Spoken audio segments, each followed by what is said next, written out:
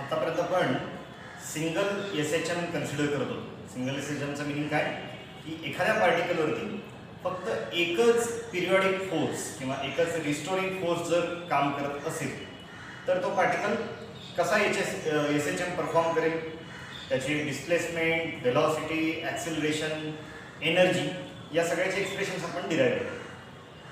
आत्ता आपण एक बघणार आहोत ते काय, composition of two S H Ms. याचं मिनिंग काय की एखाद्या पार्टिकलवरती जर समजा दोन पिरियॉडिक फोर्सेस, दोन एस एच एमच्या फोर्सेस जर ॲक्ट होत असतील, एस एच एमच्या फोर्सेस म्हणजेच काय, a force which is equal to minus K S, अशा टाईपचे दोन फोर्सेस जर समजा त्या पार्टिकलवरती ॲक्ट होत असतील तर त्याला आपण म्हणणार आहोत composition of two S H Ms. म्हणजे एक फोर्स असणार आहे तो F1 is equal to minus K1 x1 आणि दुसरा असणार आहे F2 is equal to minus K2 x2. Okay, ह्या टाईपच्या दोन फोर्सेस जर ॲक्ट झाल्या तर त्याला आपण म्हणणार आहोत composition of two S H Ms. पण आपण ह्याच्यातली स्पेसिफिक एक टाईपच आपण स्टडी करणार आहोत. ती स्पेसिफिक टाईप काय, composition of two S H Ms having same time period. Time period same पाहिजे. या दोन्ही फोर्सेस, पिरियडिक फोर्सेसचा टाइम पिरियड सेम पाहिजे. टाइम पिरियड सेम म्हणजे काय, T is equal to 2 pi upon omega. आता ओमेगा काय आहे, omega is under root K by M. म्हणजेच काय, T is equal to 2 pi under root M by K. Okay, याचा meaning काय होतो, मास तर त्या पार्टिकलचा, ज्या पार्टिकलवरती दोन्ही एस एच एम्स ॲक्ट होणार आहेत तो सेमच असणार आहे. के दोन्हींचा सेम पाहिजे. म्हणजे इथे मी K1 K2 नाही तर फक्त मला के घ्यावा लागेल. ओके, दुसरा एक म्हणलेलं आहे त्यांनी, having same time period along the same line. याचं मिनिंग काय की दोन्हीकडे हे डिस्प्लेसमेंट जे आहेत ते एक्स किंवा एकाच डायरेक्शन मध्ये डिस्प्लेसमेंट पाहिजे, acting along the same line. म्हणजे एक एक्स ॲक्सिसला आणि दुसरा वाय किंवा झेड ॲक्सिसला असं नाही घ्यायचं. दोन्ही एस एच एम्स हे सेम लाईन, एका लाईनवरतीच एकाच ॲक्सिसच्या अबाउट हे ॲक्ट होत आहेत. असे स्पेशल कंडिशन्समध्ये आपण दोन एस एच एम्स एखाद्या पार्टिकलवरती जर ॲक्ट झाले तर काय होईल, त्या पार्टिकलचा नेमका रिझल्टंट डिस्प्लेसमेंट काय असेल हे आपल्याला जरा बघायचं. ओके, तर दिस is what is the composition of two SHMs. That means what? If a particle is subjected to two forces which satisfy the condition of SHMs, that means two periodic forces, okay, then what will be the resultant motion of that particle? That we are going to study under this article, composition of two SHMs having same time period along the same line. Okay, आता हे जे काही आपण study करणार आहोत याचे काही applications आहेत का, तर नक्कीच आहे.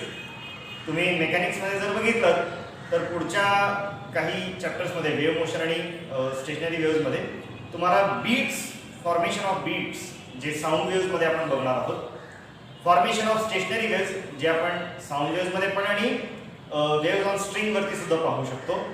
आणि तिसरा जो ॲप्लिकेशन आहे तो म्हणजे लाईट वेव्हच्या केसमध्ये, जो तुम्ही इंटरफिअरन्स म्हणून ज्याला आपण म्हणत असतो, ते इंटरफिअरन्समध्ये सुद्धा तुम्हाला ह्याचंच application, composition of two S H Ms. म्हणजे जिथे 2 किंवा 3 वेव्ज एकत्र येतील तेव्हा नेमकं काय होतं हे आपण तिथे ॲप्लिकेशन हे बघणार. त्याच्या अगोदर आपण सिंपल एका पार्टिकलवरती काय होतं हे आपण बघणार. That is the composition of two S H Ms. याचं जरा फिजिकल नेमकं मिनिंग काय, दोन फोर्सेस ॲक्ट होतात, एस एच एमचे दोन फोर्सेस ॲक्ट होतात म्हणजे नेमकं काय. एक सिस्टीम कन्सिडर करा. आता जस्ट इमॅजिन करा की सपोज दोन स्टँड्स आहेत. ओके, आणि ह्या दोन स्टँड्सना आपण एक स्ट्रिंग बांधलेली आहे हॉरिझॉन्टली. ओके, एक अशी आडवी एक स्ट्रिंग बांधलेली आणि याला आपण 3 पेंड्युलम्स सस्पेंड केलेले. ओके, हा सपोज आहे pendulum A. Okay, this is the pendulum A. This is the pendulum B. These two pendulums are having same length. Okay, पेंडुलमची थिअरी आपण पुढच्या ह्याच्यामध्ये बघणार आहोत, पण आता लक्षात घ्या they are having same length. This is the pendulum A, this is the pendulum B. Okay, आणि तिसरा एक पेंडुलम जो आहे तो मी या दोन्ही पेंडुलमच्या मध्ये कुठेतरी सस्पेंड करेन. आता ह्या पेंडुलमची लेंथ थोडीशी वेगळी असू शकते.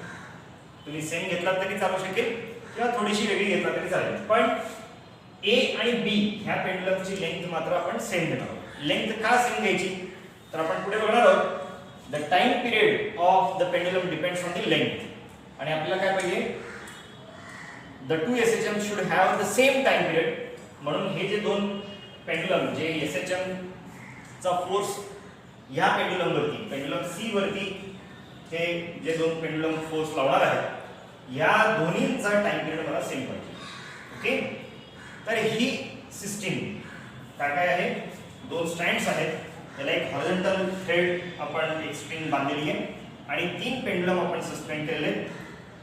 Two pendulums A and B, they are having same length, that means they are having same time period, and the third pendulum C, it is suspended in between the A and B.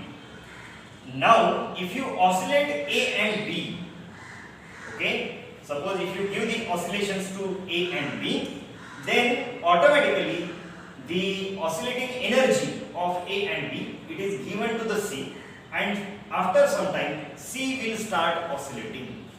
हा C जो आहे तो सुद्धा oscillate व्हायला लागेल. हे म्हणजे हीच सिच्युएशन आहे. Okay, we are applying two periodic forces from these two pendulums to this third one. Okay, हा थर्ड वन जो आहे ह्याच्यावरती आपण दोन SHMs ऍक्ट करतो. तर हा थर्डचा मोशन काय असेल तर तेच आपण ह्याच्यामध्ये बोलणार आहोत. That is the composition of two SHMs having same time period. इथे सेम लेंथ घेतला तर सेम टाइम पिरियड मिळेल along the same line. हे आपण एकाच प्लेन मध्ये, ओके, ह्याच प्लेन मध्ये तिन्ही पेंडुलम्स असल्यामुळे दे are having the displacements along the same line, forces are acting along the same line अशी आपण म्हणू शकतो. ओके, तर हे रिझल्टंट मोशन काय असेल हे आपण बघणार. याचं प्रॅक्टिकल रिअल लाईफ एक्झाम्पल तुम्ही बघणार आहात ते म्हणजे इंटरफेरन्सच्या चॅप्टर मध्ये. तिथे आपण ह्याच सेम डेरिव्हेशनचा यूज तिथे आपण करणार. Okay, suppose we are having a particle and it is acted upon by two such SHMs, two such periodic forces. Then what will be the net displacement if suppose the displacement due to the first SHM is say x1. Okay, it is say x1, then its displacement at any time t is given by a sin omega t plus phi. This is the general expression for the displacement.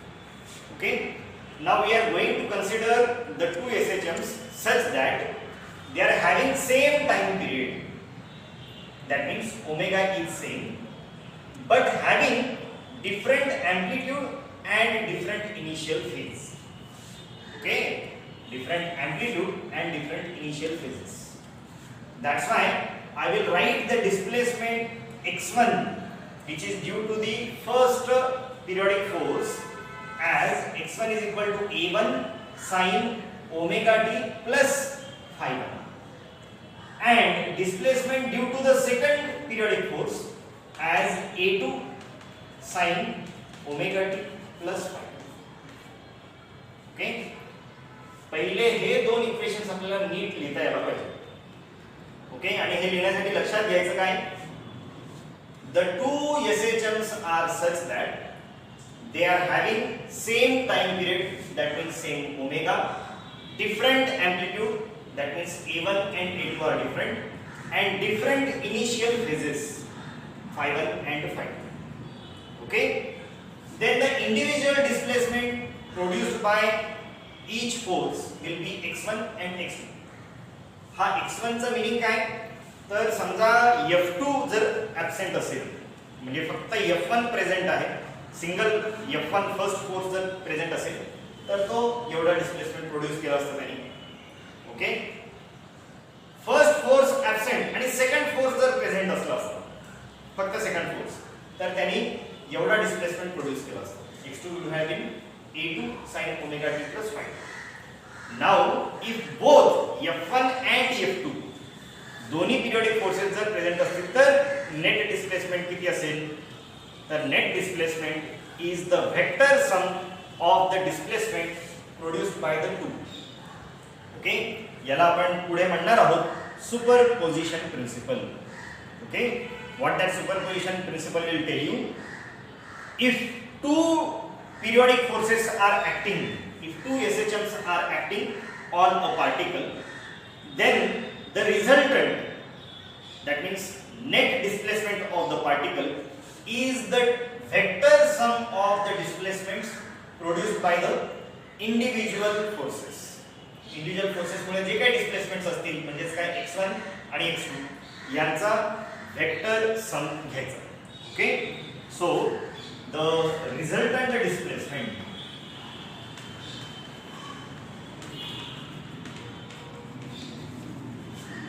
produced due to the presence of the two forces, it will be x is equal to x1 plus x2.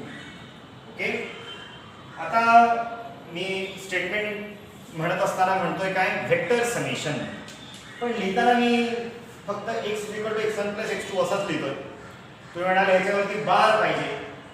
Okay, vector sum म्हणतोय तर इथे आपण बार लिहित नाहीये, कारण याच्यामध्ये डायरेक्शन्सचा जो काही पार्ट आहे तो सगळा पार्ट म्हणजे ॲज अ व्हेक्टर म्हणून जे काही त्याचे प्रॉपर्टीज आहेत हे सगळे या फेजच्या टर्म मध्ये आलेले आहेत. ओके, हे फेज टर्म नेमकं काय आहे हे आपण बघितलं होतं. The phase will incorporate all the information regarding displacement, its the direction and what number of oscillation, oscillationच्या कोणत्या स्टेट मध्ये आहे हे सगळे या फेजच्या टर्म मध्ये. ओके, त्यामुळे आपण इथे बार घेऊन त्याचं समेशन घेण्याची काही आवश्यकता नाही, हे सगळं ह्याच्यात येईल. So the resultant displacement will be, हे आता थोडंसं सिंपल मॅथमॅटिक्स आहे, ट्रिग्नोमेट्री थोडीशी वापरणार आहोत. काय काय येईल बघा. x will be equal to x1, so this will be a1 sin omega t plus phi1 plus x2, that will be a2 sin omega t plus phi. Okay, two SHMs having different amplitude, different initial phase and same time period. Okay, आता net displacement काढण्यासाठी आपण हे expand करू जरा. Okay, मी इथे एक rule वापरणार आहे. कोणता? sin of a plus b is equal to what it is, sin a cos b plus cos a sin b. Okay, trigonometry मध्ये आपण हे रूल्स पाहिलेले आहेत. हे आपण या दोन ब्रॅकेट साठी वापरू. म्हणजे काय येईल, this will be a1, treat this as a, this as b, म्हणजे हा काय होईल sin of a plus b. म्हणजे हे किती येणार आहे, this will be sin omega t into cos phi1 plus cos omega t into sin phi1. This is the expansion of this sin omega t plus phi1 plus a2 into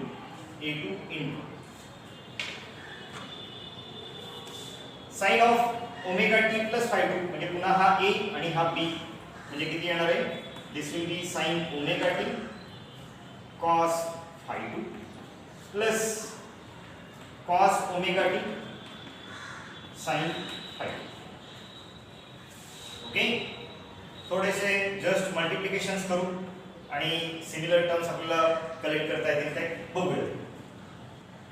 मी इथे multiply जर केलं तर काय होईल बघा, a1 sin omega t cos phi1 plus a1 cos omega t into sin phi1 plus if you multiply this a2 into this bracket, a2 sin omega t cos phi2 plus a2 cos omega t into sin phi. Okay. Now, if you observe these two terms, this term and this term, you will observe this sin omega t is common in these two terms. Similarly, in these two terms, या दोन term मध्ये हा cos omega t जो factor आहे हा common आहे. त्यामुळे मी हे एक्सप्रेशन हा जो काही x आहे तो मी कसा लिहू शकतो बघा.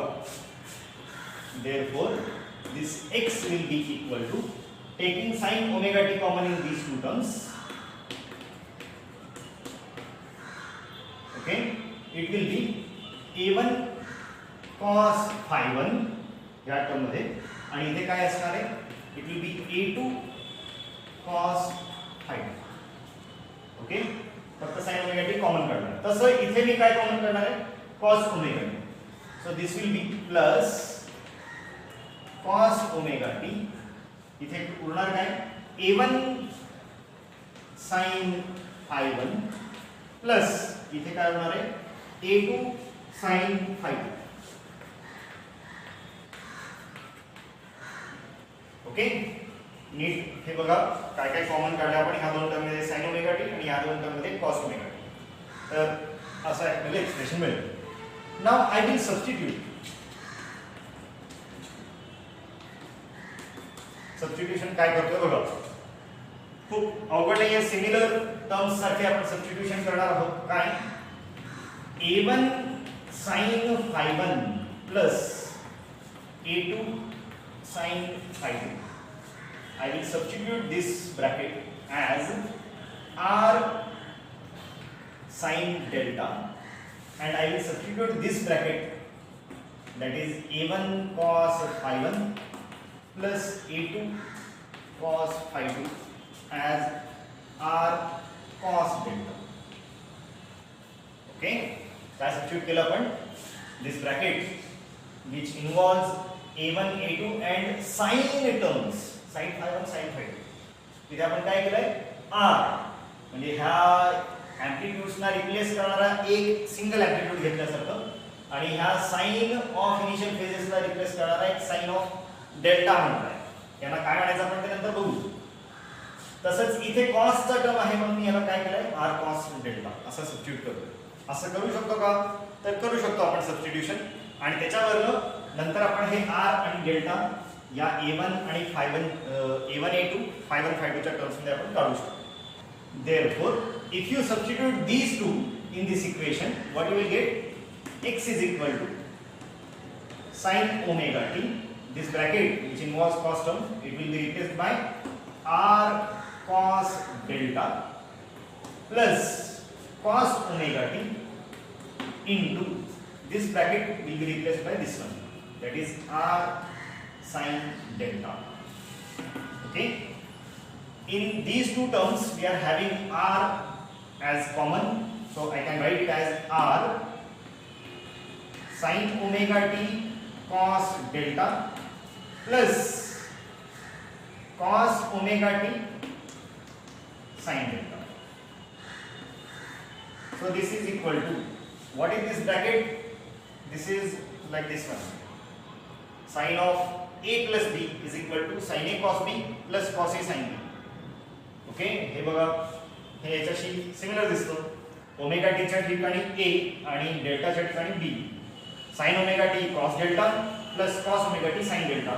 So that will be equal to sin of omega t plus delta. So this will be equal to sin omega t plus delta. Okay, आता ह्याचा मीनिंग काय, हे जे काय मिळालं ह्याचा मीनिंग काय, तर जरा नीट बघा.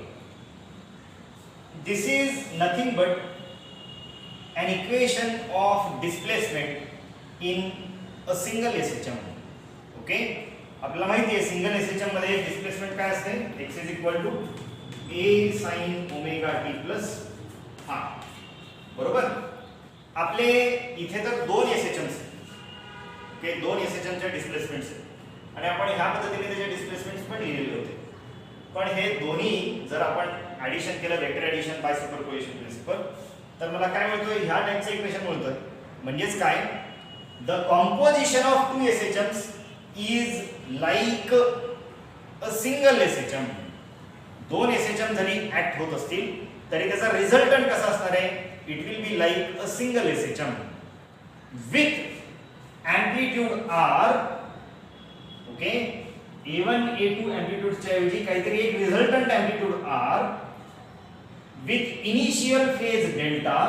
इथे phi1 आणि phi2 हे इंडिव्हिज्युअल इनिशियल फेजेस आहेत, पण इथे initial phase something different delta आलाय, but with the same time period omega.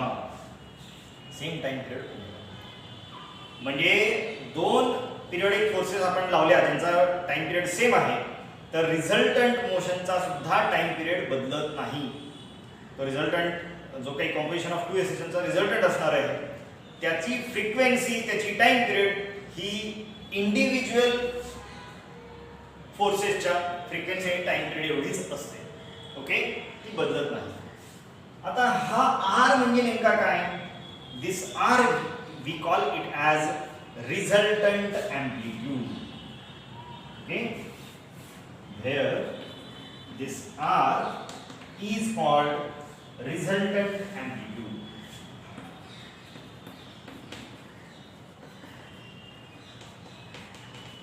And this delta is called resultant initial phase.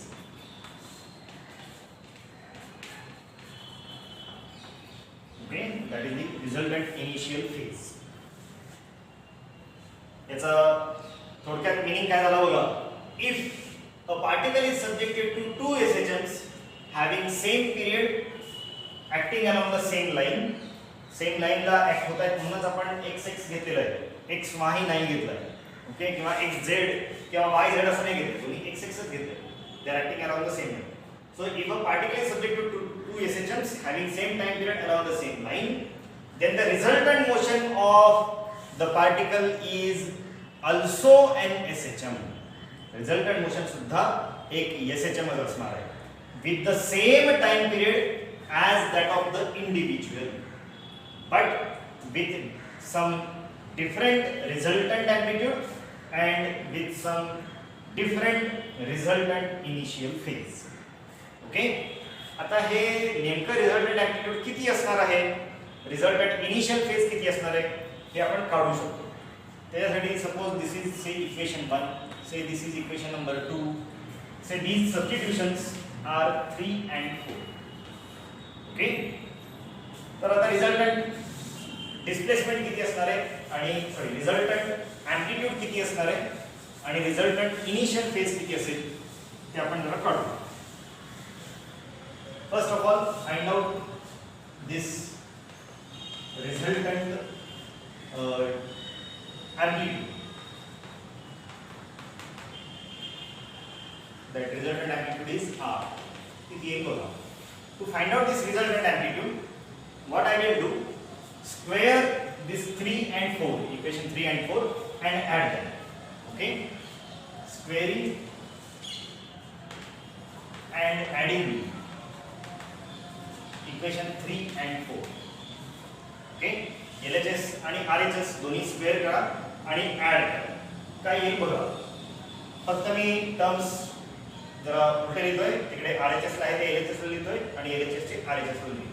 म्हणजे काय होईल बघा, squaring the third that means R square sin square delta plus squaring the fourth R square cos square delta.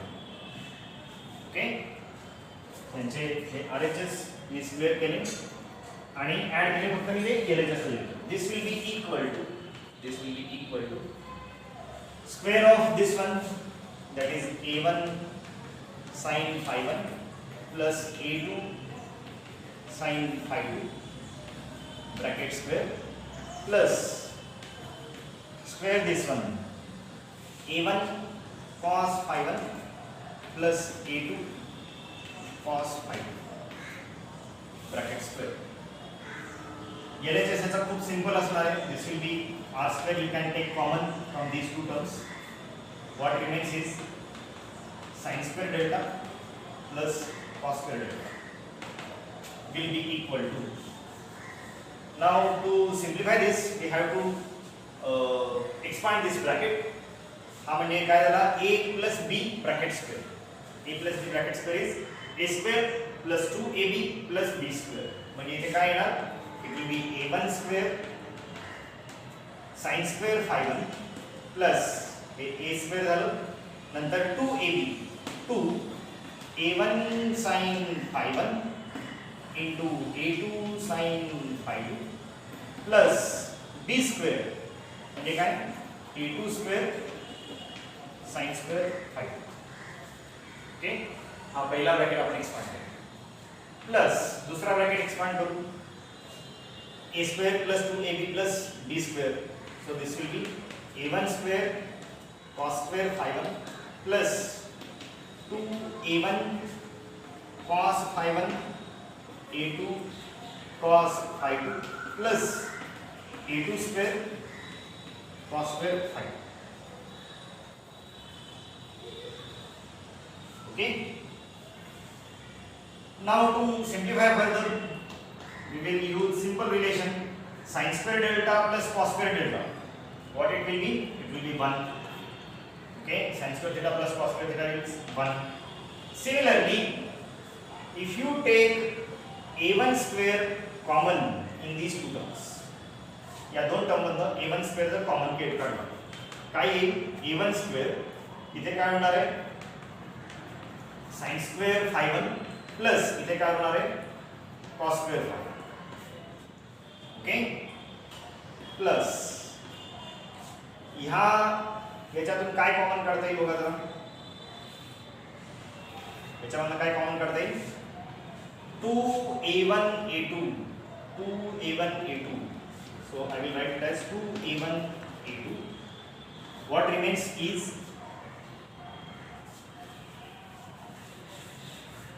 what remains here, you will have sin phi 1 sin phi 2 plus cos phi 1 cos phi 2. Okay, in this, and if you take a common a2 square from these two terms, या दोन terms मधून a2 square जर common काढला तर काय होणार बघा a2 square इथे होणार काय sin square phi 1 sorry sin square phi 2 plus cos square phi 2. Okay, आपल्याला हे मिळालं. मी बाकीचं सगळं पुस्तक.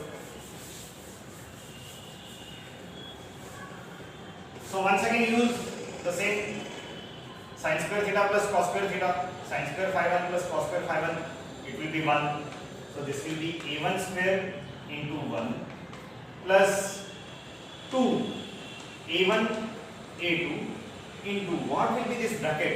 हा ब्रॅकेट काय आहे तर आपल्याला अजून एक आयडेंटिटी माहिती आहे, कोणती ट्रिग्नोमेट्री मध्ये आपण यूज करतो की cos of a minus b is equal to cos a cos b minus plus sin a sin. Okay, आपल्याला ही आयडेंटिटी ट्रिग्नोमेट्री मध्ये झालेली आहे. cos of a minus b is equal to cos a cos b plus sin a sin b. इथे फक्त just cos चे term नंतर लिहिलेत आपण आणि sin चे टर्म अगोदर लिहिले. हा कसा आहे cos phi 1 cos phi 2 plus sin phi 1 sin phi 2 असं लिहिलं जाईल. ओके, a च्या ठिकाणी phi 1 b च्या ठिकाणी phi 2. तर हे कसं लिहिता येईल मला, this entire bracket will be cos of phi 1 minus phi 2. Okay, plus this a2 square once again sin square theta plus cos square theta, sin square phi 2 plus cos square phi 2, it will be 1.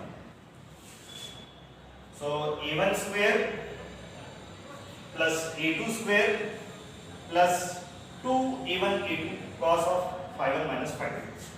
म्हणजे हे किती येणार बघा, therefore r square is equal to r square into 1 is r square will be equal to a1 square plus a2 square square plus 2a1 a2 into cos of phi 1 minus phi 2. Okay, याच्यावर मी r लिहू शकतो. r is equal to, okay, हे मी substitutions मला नंतर पुन्हा लागणार आहे resultant phase काढताना, म्हणून मी हे असेच ठेवतोय. ओके, हे मी असेच ठेवणार आहे substitutions. This resultant amplitude r will be equal to square root of a1 square plus a2 square plus 2a1 a2 into cos of phi 1 minus phi 2. Okay, so this is the expression for resultant amplitude. Okay, this is the expression for resultant amplitude. What it says, the resultant amplitude of the two SHMs, it not only depends on the individual amplitudes, हा फक्त individual amplitude वरती depend करत नाही, त्याच्यावरती तर करतोच आहे, but it also depends on the individual initial phases. Okay, resultant amplitude फक्त इंडिव्हिज्युअल एम्प्लिट्यूड्स वरती डिपेंड करत नाहीये, तर तो इनिशियल फेजेस वरती सुद्धा डिपेंड करतो. ओके, ही डिपेंडन्सी याच्यामध्ये लक्षात ठेवा. अजून एक तुम्ही जर नीट ऑब्झर्व केला, ह्या टाईपचं एक इक्वेशन आपण शिकलेलो आहोत 11वी. कुठे, if you have two vectors p bar and q bar, okay, then you can add these two vectors by means of a parallelogram law of vector addition. आठवतंय का? 11वीला वेक्टर्स मध्ये झालेलं होतं. if theta is the angle between p bar and q bar, okay, then its resultant, okay, r bar, okay, r bar कसा देतात? This r bar, the magnitude of this r is given by r is equal to mod of r bar लिहितात किंवा r लिहितो आपण. It is equal to square root of p square plus q square plus 2pq into cos of theta. हे expression आपण derive केलं होतं पॅरॅललोग्राम law of vector addition मध्ये. याच्यासारखाच दिसतो की नाही? आणि यालाच पाहिजे, कारण आपण म्हटलेलं होतं काय, the resultant displacement is the vector sum of the individual displacements. आणि ते करत असताना मी म्हटलं होतं की फेज जो आहे, that phase will give the characteristics of the vector. व्हेक्टरचे कॅरेक्टरिस्टिक्स फेज मध्ये आहे, त्यामुळे हा रिझल्टंट एम्प्लिट्यूड ह्याच ह्याच्यासारखा मिळणार आहे तुम्हाला. इथे फक्त theta is the angle between the p bar and q बार, तसा इथे phi 1 minus phi 2, that is the phase difference between the two displacements. Okay, तर हे एक्सप्रेशन आपल्याला याच्यासारखंच मिळालं. आता आपण रिझल्टंट एम्प्लिट्यूड काढलाय, तसा आपल्याला रिझल्टंट इनिशियल फेज काढायचा. ओके, रिझल्टंट इनिशियल फेज म्हणजे काय? Delta. Resultant initial phase delta. What this will B. Okay, इथे ह्या दोन इक्वेशन्स आहेत. ह्याच दोन इक्वेशन मध्ये आपण हा r आणि डेल्टा इंट्रोड्यूस केला होता. r काढलाय, आता आपण डेल्टा काढू. ओके, त्यासाठी काय करायचंय? Divide equation 3 by equation 4. Okay, हे आपण जे काही करतो ह्याला आपण एलिमिनेशन मेथड म्हणतो. म्हणजे जेव्हा r काढायचं होतं तेव्हा डेल्टा आपल्याला एलिमिनेट करायचा होता. ओके, r जेव्हा काढायचं होतं तेव्हा आपण डेल्टा एलिमिनेट केला, त्यासाठी आपण स्क्वेअर आणि ॲड असं केलं. आता मला जेव्हा डेल्टा काढायचा आहे, मला r एलिमिनेट करायचं आहे. रेशो जर घेतला तर r कॅन्सल होईल आणि आपल्याला डेल्टा मिळेल. ओके, ह्याला आपण म्हणतो elimination method. So divide equation 3 by 4. Okay, so what you will get? r sin delta divided by r cos delta, it will be equal to a1 sin phi 1 into plus a2 sin phi 2 divided by a1 cos phi 1 plus a2 cos phi 1. Okay, so So this r will cancel out. Sin delta upon cos delta is nothing but tan delta. Okay, so tan delta will be equal to a1 sin phi 1 plus a2 sin phi 2 divided by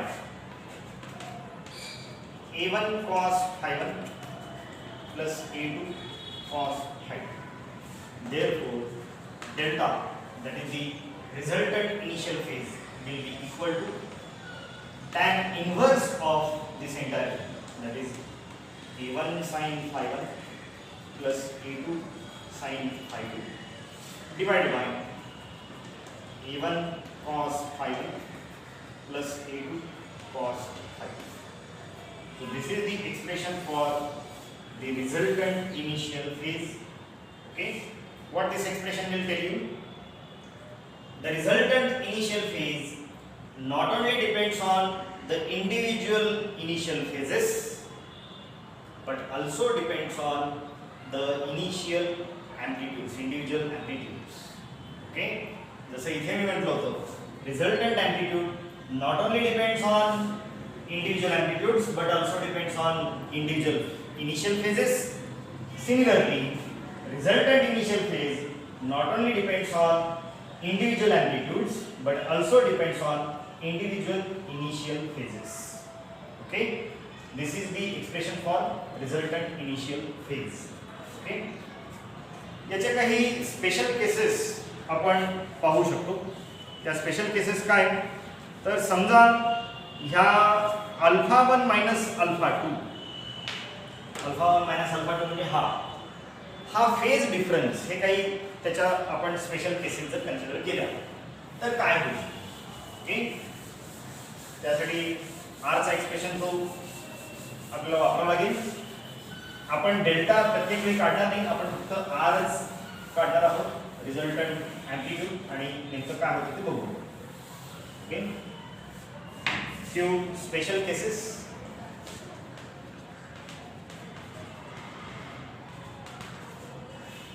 Case 1. If the two SHMs are in phase, समजा दोन्ही SHMs in phase आहे. in phase चा meaning काय, तर ह्याचा meaning असा होतो की that phi 1 minus phi 2 is 0 किंवा phi 1 is equal to phi 2. Okay, the phase difference between the two oscillations is 0. Okay, म्हणजेच काय, they are having same initial phase. Okay, they are having same initial phase. आता याचा meaning काय, आपला तो example लक्षात घ्या. तुमच्याकडे ते दोन पेंड्युलम्स A आणि B, आणि हा थर्ड पेंड्युलम होता. ओके, ज्याचा आपण डिस्प्लेसमेंट आता सगळे इक्वेशन्स काढले ते ह्याचे, आणि हे जे होते ते म्हणजे आपले x1 आणि x2 वर, ओके, जे ह्याच्यावरती इलेक्ट्रिक फोर्स अप्लाय करणार. ओके, ह्या केसमध्ये काय म्हटलं आपण, if the two SHMs are in phase, याचा मीनिंग काय, हे दोन्ही एकाच वेळेला मोशन स्टार्ट करतील एकाच फेजवर. ओके, म्हणजे समजा हे दोन्ही आपण लेफ्टला घेतले आणि सोडून दिले, तर हे दोन्ही सेम फेज मध्ये ऑसिलेट होणार आहे, कुठले A आणि B. ओके, त्यावेळी C चं काय होईल हे आपण याच्यात बघणार. ओके, तर त्या केस मध्ये काय होईल बघा, phi 1 minus phi 2 is 0, that is phi 1 is equal to phi 2. Then the resultant amplitude R will be equal to A1 square plus A2 square plus 2A1 A2 into cos of 0. Now what is cos of 0? It is 1. So this will be equal to A1 square plus A2 square plus 2A1 A2 into 1. Okay, आता हे काय आहे, A square plus B square plus 2AB. So this will be A1 plus A2 bracket square, आणि हा square root आहेच. Okay, this square root will cancel with this square. So this is A1 plus A2. याचा meaning काय, याचा meaning असा होतो की ह्याचा रिझल्टंट अँप्लिट्यूड, ह्याचा जो काही अँप्लिट्यूड असेल तो अँप्लिट्यूड किती होईल, तर ह्या दोन्हींच्या अँप्लिट्यूडच्या सम एवढा. ओके, म्हणजे फॉर एक्झाम्पल समजा ह्याचा अँप्लिट्यूड मी 1 सेंटीमीटर ह्याला डिस्प्लेस केलं. ओके, त्या अँप्लिट्यूडने मी हे ऑसिलेट करतोय. हा समजा मी 2 सेंटीमीटर अँप्लिट्यूडने डिस्प्लेस करत असेल. ओके, सेम इनिशियल फेज ही कंडिशन महत्वाचं आहे. म्हणजे दोन्ही एकाच फेज मधून सुरू केले. अँप्लिट्यूड डिफरंट असू शकतात, A1 A2 डिफरंट. ओके, पण इनिशियल फेज सेम या केसमध्ये. Okay, final is equal to 5 आणि सोडून दिले. तर हा 1 सेंटीमीटर आणि हा 2 सेंटीमीटर जर असेल तर थोड्या वेळानंतर हा जेव्हा ऑसिलेट होईल तेव्हा ह्याचा अँप्लिट्यूड किती असणार आहे, it will be A1 plus A2 that is 1 plus 2 that will be 3 centimetre ह्याचा अँप्लिट्यूड येणार. याच्यात समजा further if A1 is equal to A2, A1 equal to A2 जर असेल तर R किती होईल, R will be equal to 2A. A1 is equal to A2 is equal to A समजा आपण म्हटलं तर R किती होईल, A प्लस A म्हणजेच काय 2A. ओके, याचं मिनिंग काय, ह्याचा अँप्लिट्यूड या इंडिव्हिज्युअल अँप्लिट्यूडच्या दुप्पट असणार आहे. ओके, डबल होणार. ह्याचं नेमका मिनिंग काय होतं हे तुम्ही इंटरफेरन्स मध्ये लाईटच्या केसमध्ये हे बघू शकता. लाईटच्या केसमध्ये आपण अँप्लिट्यूडच्या ऐवजी इंटेन्सिटी मोजत असतो आणि इंटेन्सिटी किती असते, intensity is always proportional to the square of the amplitude. आता आर स्क्वेअर म्हणजेच काय असणार आहे, इट इज 4a स्क्वेअर. आणि a स्क्वेअर म्हणजे काय, तर इंडिव्हिज्युअल इंटेन्सिटी. ओके, एकेका सोर्सची इंटेन्सिटी. एका सोर्सची इंटेन्सिटी जर I जर असेल तर इथे फायनल इंटेन्सिटी किती होणार आहे, स्क्वेअर म्हणजेच काय 4 टाइम्स I होणार. ओके, म्हणजे इंटेन्सिटी I1 प्लस I2 किंवा I प्लस I2 I असं होत नाही, तर ते किती होणार आहे, it will B 4 times I. Interference स्ट्रक्चरमध्ये हे पुन्हा हा कन्सेप्ट इथे येईल. ओके, हा इन फेजचा झाला. समजा याच्या अपोजिट जर समजा आपण बघितलं म्हणजे काय,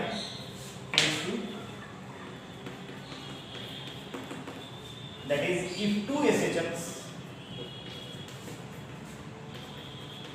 are out of phase.